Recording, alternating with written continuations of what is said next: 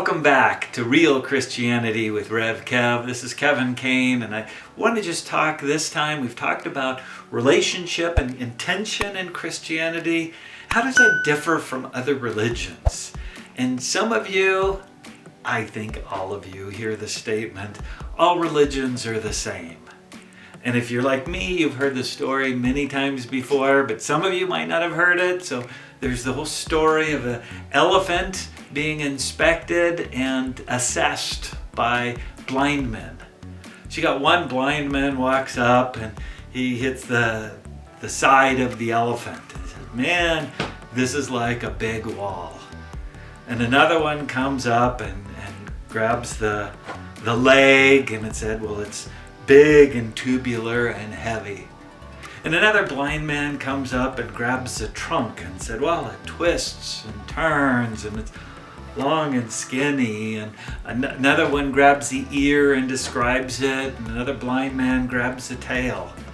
They all have different perspectives of the elephant. So the story goes that's kind of like religion. All the different religions see a different aspect of the elephant. So it sounds like it's a nice, comfortable story. Yes, why can't we all get along? Until you look at the story and say, wow, that's an incredible, arrogant story. The person telling the story says, other religions only see a piece, but I see everything. I've got it all figured out. So I don't think that story really relates to Christianity. I don't think all religions just see a piece of this or that. I think Christianity is superficially similar, but fundamentally different. I was in Thailand a couple years ago, had a chance to sit down and talk with a Buddhist monk. And he just sat there and looked at me. He was practicing his English and he was quite good. And just said, all religions are the same. We just try to do good and be good and get along with others, right? No, that is not Christianity.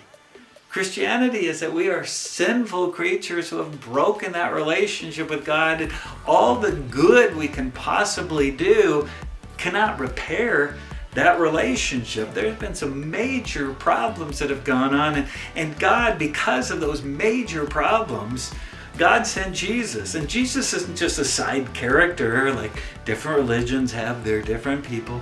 Jesus was the Son of God who came to live among us. Can you imagine being a God up in heaven, everything's perfect, relationships, love, and coming down to earth? I mean, it'd be us coming back as a cockroach living in the sewer, or worse. So this Jesus coming down to earth, not only living as a man, which had to be horrible, but suffering, ridiculed by many people.